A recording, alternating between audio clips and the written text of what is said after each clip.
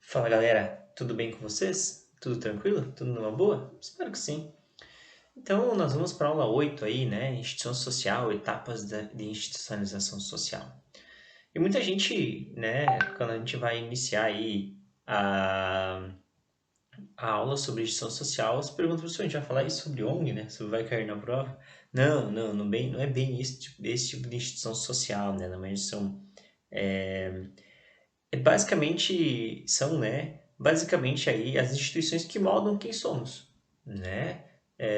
Que nos trazem valores, que nos acompanham desde o momento em que nascemos até o momento que morremos ou até envelhecermos.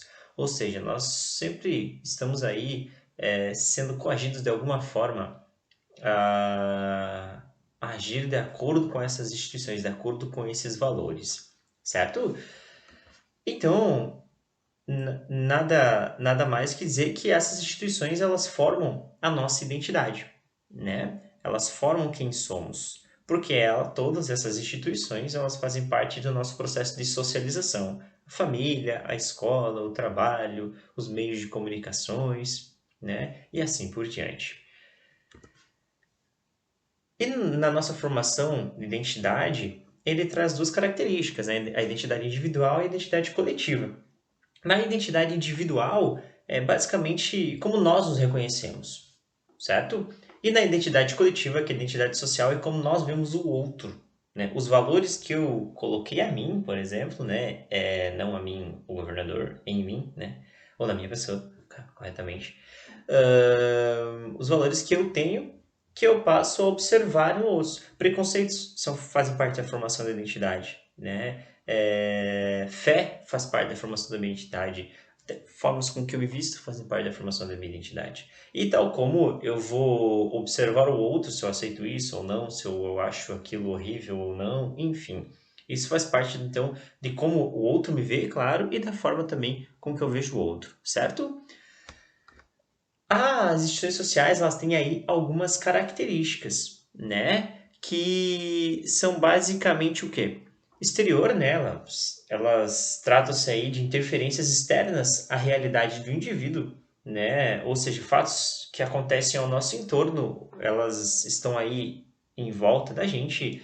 Elas, em suma, sempre têm aí, né, um objetivo, né? E até pela sua existência existe uma necessidade muitas vezes de uma instituição como a religião, uma religião existir, aí ela tem um objetivo, que é passar preceitos morais, passar certos valores, né?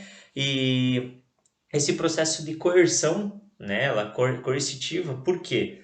Porque, novamente, a ideia é manter a ideia de coesão, né? O poder de imposição, muitas vezes de pressão sobre alguns indivíduos. Por exemplo, a polícia é uma ferramenta, né, que age de acordo com a legitimidade do Estado, porque nós damos a legitimidade ao Estado para que ele tenha suas ações violentas, digamos assim. Lembrem que o Estado é a única instituição social que pode agir com violência, porque nós, teoricamente, demos esse aval, certo?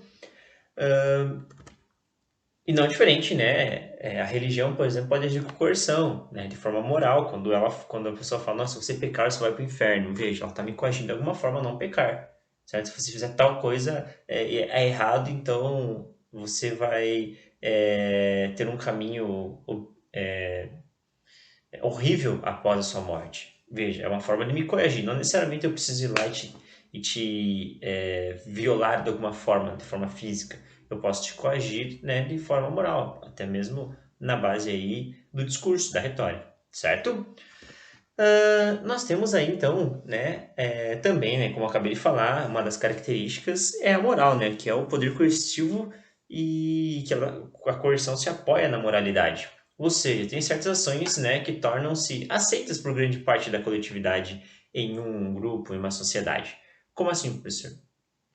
Quando a gente define que algo é certo e algo é errado, não simplesmente eu que defino. É a sociedade que define isso, certo?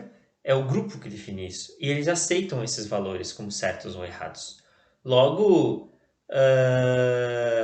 a gente aceita aquilo como moralmente certo ou como moralmente errado, né? Ou como imoral. Faz sentido? E claro, ela tem a sua característica histórica, né? Porque em cada momento histórico há necessidade de formação, muitas vezes de uma instituição social, ou às vezes ela vai se moldando de acordo com o tempo. Por exemplo, né, a religião, existem várias religiões no mundo, e se a gente olhar para algumas religiões específicas, elas seguiam valores, né, ou tinham formas de atuar totalmente distintas há 500 anos atrás, e hoje elas tomam ações totalmente distintas, porque ela vai se reformulando de acordo com o momento histórico em que ela vive, certo? E vale lembrar, né, quais são as duas grandes instituições aí de formação do indivíduo, né, ou até mesmo as três, que daí, segundo Durkheim, né, aquela que traz a coesão é o trabalho. Mas a família, que é a instituição primária, e a escola, que seria a instituição secundária, certo? A família, né? Porque nós aprendemos aqueles valores morais, de não falar palavrão, por exemplo, né? Onde seguir as regras, porque normalmente a família é o reflexo da sociedade, a família orienta como a pessoa deve viver em sociedade, ou deveria. E lembrem do exemplo do meu pai, né? Eu não segui as regras dele e aconteceu o quê? Chilepada no pé, né? Chinelada lá na sola do pé. E nós temos a instituição secundária, que seria a escola, né? Quando as crianças saem daquele ambiente familiar e começam a ir para a escola, começam a ter outros valores de mundo, né? Compreender outras situações, certo? Mas a gente vai estudar ainda mais para frente, mais afinco aí, as questões primárias, secundárias e assim por diante. E claro, né, nós temos os tipos aí das instituições, né, que elas são espontâneas, né, elas nascem muitas vezes de relações estabelecidas entre agentes sociais, né, como por exemplo famílias, amigos, em grupos que determinam algumas regras, certo? Normalmente as instituições é aquele grupo, são um grupo de pessoas, só que é quando se institui regras, certo? Ela é criada, né? Elas são elaboradas para normatizar com o fim de dar coesão à sociedade. Por exemplo, a igreja, como nós já falamos, onde preceitos morais são definidos nesses ambientes, né? Ou o ambiente econômico, como os bancos, né? Que controlam aí, que dão certa coesão, elas foram criadas para organizar aí o ambiente econômico, certo? Elas são reguladoras, né? Porque elas controlam, né? Vários ambientes sociais, elas coagem, como nós falamos, e elas também, né, operacionam, porque elas administram vários ambientes das sociedades também, elas são operacionais, certo? Galerinha, a nossa aulinha aí é bem tranquila, ela não é tão complexa assim, e essa basicamente é a introdução das instituições sociais. Tranquilo? Qualquer dúvida, manda lá um recadinho pra gente, a gente tenta saná-lo. Não perca as aulas de resolução de exercícios, e deixo para vocês um beijo no coração, um muito obrigado e um até breve.